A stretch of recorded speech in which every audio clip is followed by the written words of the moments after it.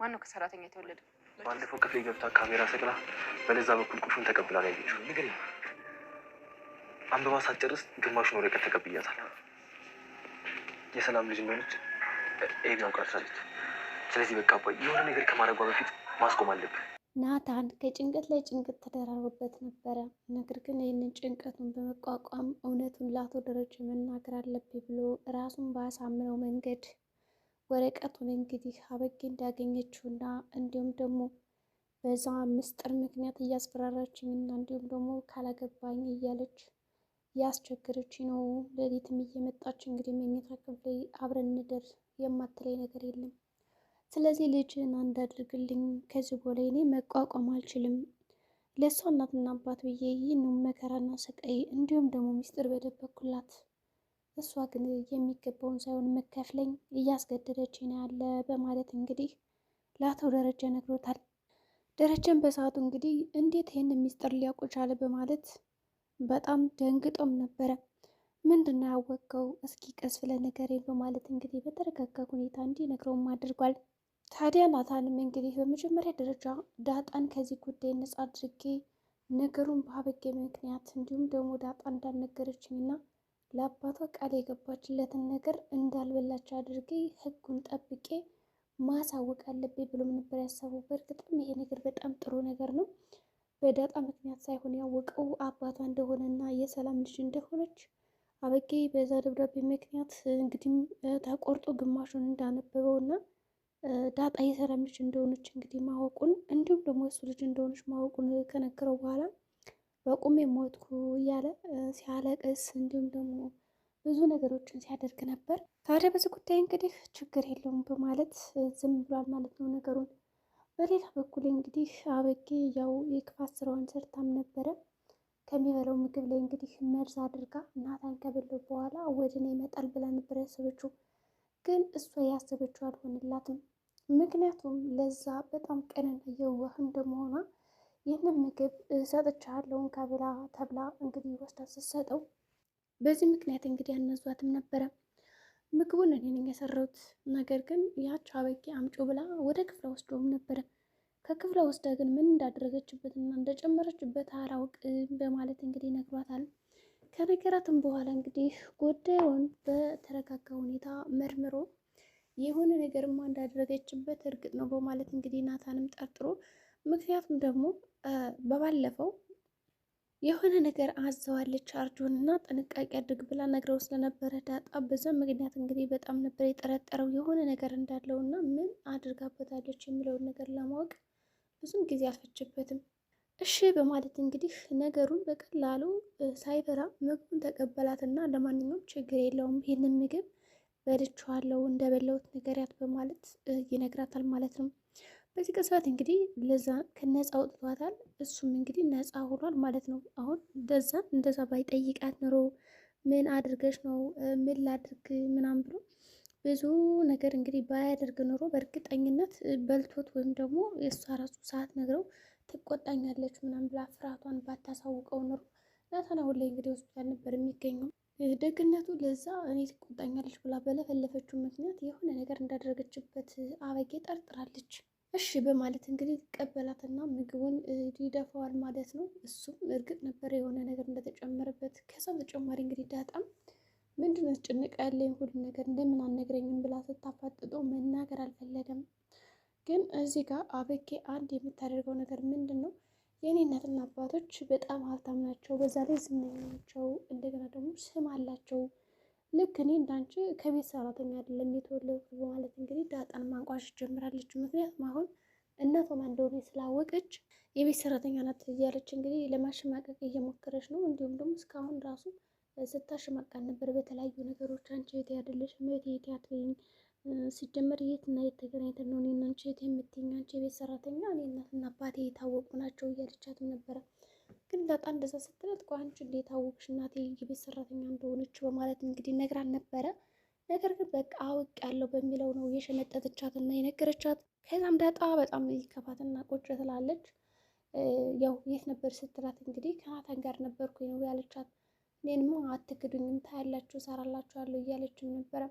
እንግዲህ እንዳልበለው ስታውቅና ሌሊት ላይ ደውላ ለናታን እንዴት ነው ስትለው እንደፈለገችው አልሆንላትም። እሷ እየጠበቀችው ምንድነው እወድሻለሁ፣ አፈቅርሻለሁ ምናምን እንዲላል ነበር በአንድ ጊዜ። ግን በእርግጥ ዳጣ መጀመሪያ ይህንን ሀሳብ ሲያማክራት በቃ አበጌ በጣም ኃይለኛ ሰው ናት፣ ስለዚህ ለምን እወድሻለሁ፣ አፈቅርሻለሁ አትላትም አስመስል ብሎም ነበረ። ግን ናታን ይህን ሀሳብ አልደገፈውም። ጥሩ ነው አለመደገፉ። ምክንያቱም ቢያስመስል ኖሮ በእርግጠኝነት እንኳን እንደዛ እወድሻለሁ አፈቅርሻለሁ ብሏት ሳይላት ራሱ ካልተኛው እያለች የምታስቸግር ሰው ነችና ይህን ሀሳቧን አልተቃወመም፣ እምቢ ነው ያለው፣ አልደገፋትም። ስለዚህ በቃ ያለው አማራጭ ለአባዬ እውነቱን ተናገር እንደዛ እያለችው ራሱ እኮ ለዚህ ጋር ለአበጌ እየደገፈላትና እያዘንላት ነበረ። ምክንያቱም አባዬ ይህንን ነገር ካወቀ በእርግጠኝነት ይደበድባታል፣ ይገላታል ብሎ ነው የሚያስበው። ግን ዳጣ ደግሞ የሰጠችው ሀሳብ አለ። ወላጆች ምንም ቢሆን ልጆቻቸውን አይቀጡም፣ ይቀጣሉ፣ ይጎዳሉ፣ ግን ደግሞ አይገሉም። ስለዚህ አታስብ፣ ጨክነህ ለአባቷ ተናገርና ከዚህ ጉድ ውጣ፣ ራስህን ነጻ አድርገን ያለችው ማለት ነው። ያው ለራሱ መናገር ስላልፈለገ ለእሷ በእርግጥም ታጠራለች። ይሄ ነገር የኔ ነው አይደል በእኔ ችግር ነው ብላ ብትጠይቀው እሱ ደግሞ አንቺ አይደለሽም ምክንያቱ ይላታል። ግን በዛ ወረቀት ምክንያት እንደሆነ ያው ቀለል አድርጎ ነግሯታል። ያ ወረቀት ምን እንደተጻፈ እንኳን አልነገራትም። ደስ የሚለው ነገር እንግዲህ በቅርቡ ዳጣ ያንን ደብዳቤ መፈለጉ አይቀርም። ምክንያቱም ይህን ያክል እየተጨነቁበት ነገር እንደገና በጊስ ምን ብታውቅ ነው ብላ እንግዲህ ያንን ወረቀቷን የመፈለጉ አይቀርም ብዬ አስባለሁ። ከፈለገችውም እንግዲህ እናቷ እንደሆነች ትረዳለች ማለት ነው። ሰላም ከምታደርግላት እንክብካቤ እያንዳንዱ ይገባታል። እናም ደግሞ የቤት ሰራተኛ እያለች አሁን ስለምደጋግምላት ምናልባት እሷ ትሆን እንዲህ ብላ ትጠረጥራለች። እንዲሁም ደግሞ የቤት ሰራተኛ ልጅ ነሽ ስትላት ከየትም ልወለድ ግን ደግሞ የኔ ጥፋት አይደለም የኔ ችግር አይደለም ብላን ያሰበችው። እውነት ነው። አንድ ሰው እንግዲህ ይወለዳል ይፈጠራል። ነገር ግን የማንም ጥፋት ወይም ደግሞ የማንም ችግር ሆኖ አይደለም። ሰው መርጦ ፈልጎ አይደለም የወለደው ማለት ነው። እንግዲህ ወሰጥ አገባን እንደገቡ በዚህ መካከል ተነሽልኝ ትላታለች ማለት ነው። አበጌ ፊት ለፊት አትቀመጭ እያለቻትም ነበረ።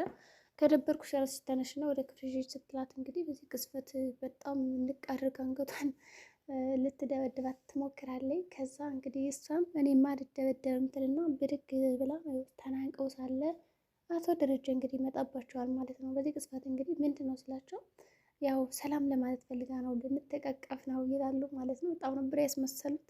ደግሞ የምን አይነት አስተቃቀፍ ነው ብሎ ሲነግራት እንግዲህ ዳጣም አዲስ የመጣ ፋሽን ነው ያለችው። እንግዲህ አዲስ የመጣ አስተቃቀፍ እንግዲህ ያው በውጢ ምናምን በቦክስ የሚያጋጭ ነገር ማለት ነው። እሺ በማለት እንግዲህ አርፋቸው ተቀምጦ በማለት እሱም ብዙ አላናገራቸውም፣ ጥሏቸው ነበር ሄደ። በሌላ በኩል እንግዲህ ጭንቅ ብሎታል። ከዚህ በፊት ወደዚህ ቤት ስመጣ በደስታ በፍቅር በፈገግታ ነበረ። አሁን ግን ወደዚህ ቤት ስመጣ በጣም እየፈራው እየሰጋው እንዲሁም ደግሞ ይህ ነገር መቃብሬ እንደሆነ እየተሰማኝ ነው በማለት እንግዲህ ለራሱ ይናዘዛል ማለት ነው። ቤቱ በጣም እንደሚያስፈራው እንግዲህ እየተናገረም ነበረ። በዚህ ቅስፈት እንግዲህ ያው ምጥንም ደስ ብሏታል። ቤተሰቦቿ ታርቀውላታል። በትላልቅ ሽማግሌዎች መካከል ቤተሰቦች እኮ ታረቁ ማለት እንግዲህ ያው ደስተዋል። ለጓደኛዋ ለማካፈል መታም ነበረ። እንግዲህ ውሃም ደስ ብሏት ጓደኛዋ ስለተደሰተችላት እሷም ደስ ብሏት ነበረ። እንደገና ደግሞ በቃ እኛ የምንታረቅ እስከ ማለት ደረጃ ደርሳ ነበረ። ምጥንም እኔና እኮ በቃ አልተጣላንም ትላታለች። ቢሆንም እንታረቅ በማለት ታርቀዋል ማለት ነው። ነገር ግን የደስደስ ጋብዝሻለሁ ብላት ተበረዶ እንግዲህ ጋብዝሻለሁ ከክርድ ሱቅ ተበድሬም ቢሆን ስትላትም ነበር። እንግዲህ ጓደኝነታቸው በጣም ደስ ይላል። ደስ ስላላት በቃ ጓደኛዋን ሳንቲም ሳይኖራት ተበድረን ቢሆን ከፍላ ልትጋብዛን ነበረ እና እንግዲህ በሁሉም ሰው ምክንያት ታርቀውልናል በማለት ደስ ብሏታል። አሁን ልሳቋ ተመልሶላታል። ምክንያቱም ትምህርት ቤት ራሱ አትሄድም ነበር ተጠልቶ ሳለ በጣም ብስቁል ብላ ነበር። እንደገና ትልቁን መስዋዕት ከፍለው እንግዲህ ያስታረቁኝ ያች እናትና አባት ናቸው። አባቴም ቢሆን እናቴም ቢሆን እንግዲህ ለልጆቻችን ስንል ሁሉን ነገር ችለን ማለፍ አለብን፣ መጋፈጥ አለብን በማለት ሁሉንም ነገር እሺ ብለው ዋጥ አድርገው ከኛ ጋር አብረው ለመኖር ወስነዋል። ሊከፋፈሉ የነበረው አንድ ቤተሰብ ሁነናል በማለት እንግዲህ ተላክሰው ታርቀዋል የሚል ዜና ነግራታለች ማለት ነው። እንግዲህ ደረጀ ማርታን እንደው እኔ በሞት ሌላ ባል ታገቢያለሽ ብሎ ጠይቋን ነበረ። ግን ደረጀ ይሄንን ነገር የጠይቃት ለምንድን ነው? ማርታም እኔ በጨራሽ ሁል ጊዜም ቢሆን ከሁላችሁም በፊት ያድርገኝ ነው የምለው ይሄ ነገር እንዳይፈጠር ትላለች። እንግዲህ ሰው በጣም ከባድ ነው ነገራችን ላይ እናንተ ብትሆኑ አሁን በማርታ ቦታ ምን ታደርጋላችሁ ማለት ነው? እዛ ጥያቄ ብትጠየቁ ምንድን ነው የምትሉት? በጣም ከባድ ነው የሚሆነው መልሱ። እንግዲህ እሷም ደበሰስ አድርጋ በጨዋታና በቀልድ አልፈዋለች። በሌላ በኩል እንግዲህ የቤት ሰራተኛዋን ሜዳ ፈትሻታለች። ስራ እንዴት ነው በማለት ጠየቀቻት። ቤቱን ለመድሽ ወይ ስትላት እንግዲህ ለምጃለሁ፣ ትንሽ ያልተግባባሁት እንግዲህ ከአበጌ ጋር ነው ትላታለች። እሷ የምታዝሽን ነገር እሺ ባያት፣ ከዛ ውጭ የዋህ ናት ማለት ነበር ያስመሰለችው። እሺ በማለት እንግዲህ ያው ወጣለች ማለት ነው። አሁን እንደምታስፈራራት ሁሉ ነገር እንደምታረጋት ብትነግራት ነው ምን ሊሆን እንግዲህ ማርታ። ደረጀም እንግዲህ ስራውን ጥሩ ከመጣ በኋላ ናታን ያለውን ነገር ከነገረውን በኋላ ያችን ልጅ ሄድና ከቤት እንግዲህ መኝታ ክፍሏ ቁጭ አድርገህ ጠብቀኝ፣ ይች ልጅ አንድ ቀን በቁሜ እንዳለው እንደምገለኝ አውቅ ነበር፣ ይህም ቀን ዛሬ ነው ይላል። እንግዲህ እውነቱን ከነገረው በኋላ ሰው ደረጃውን ሊደበድባት ነው ወይስ ደግሞ ምን ሊያደርጋት ይችላል? አሁን አበጌን የሰርግ ቪዲዮአችን እንግዲህ እንዲመስላል። በቀጣይ ቪዲዮ እስከምንገናኝ መልካም ጊዜ